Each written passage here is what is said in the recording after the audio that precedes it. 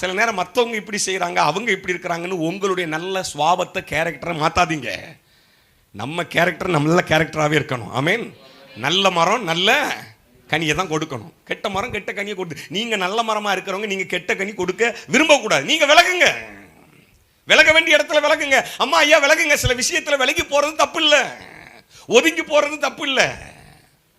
ஐயா என்ன பயனாங்குழி நினைப்பாங்க, என்ன கோலம் நினைப்பாங்க, சொல்லிட்டு போகிறான், நினைச்சிட்டு போகிறான். எல்லாத்தையும் வீரத்தை காட்ட வேண்டாம், எல்லாத்தையும் நம்முடைய பலத்தை காட்ட வேண்டாம். நான் ஒரு கதை ஒன்று படித்தேன் ஒரு புத்தகத்தில்.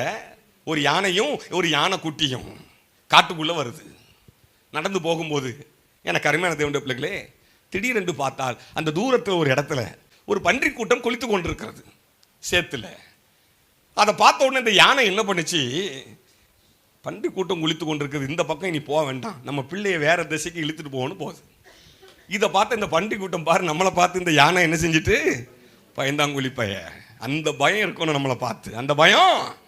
இதை கேட்ட இந்த யானை குட்டிக்கு கோபம் வந்துட்டு, என்னடா பன்றி கூட்டம் இப்படி பேசுங்க, அம்மா கொஞ்சம் நில்லுங்க, போய் ஒரு 4 மிதி மிதிச்சுட்டு வாரங்கும் பொழுது அம்மா சொல்லிச்சான், வேண்டாம் வேண்டாம், நீ மிதிச்சா உன் காலில் என்ன ஒட்டும், சேறு ஒட்டும். 2வது சொல்லிச்சான், போய் உன் பலத்தை இந்த பன்றி கூட்டத்துக்கிட்ட என்ன செய்யக்கூடாது, நம்ம பலனே வேற அப்படின்னுச்சான்.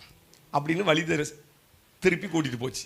அப்போ தான் நான் யோசித்து பார்க்குறேன், நிறைய நேரம் ஆண்டவருடைய பிள்ளைங்க நம்ம என்ன பண்ணுறோம், நம்ம பலத்தை சில பன்றி கூட்டங்கள்கிட்ட நம்ம காட்டக்கூடாது, நம்ம பலனே வேற. அல்லேலூயா. யூத ராஜ சிங்கத்தின் பிள்ளைங்க, சிங்கம் மாதிரி இருக்கணுமே தவிர எந்த ஒரு ஆட்கள்கிட்டையும் உங்கள் பலத்தை வீணா காட்டாதீங்க.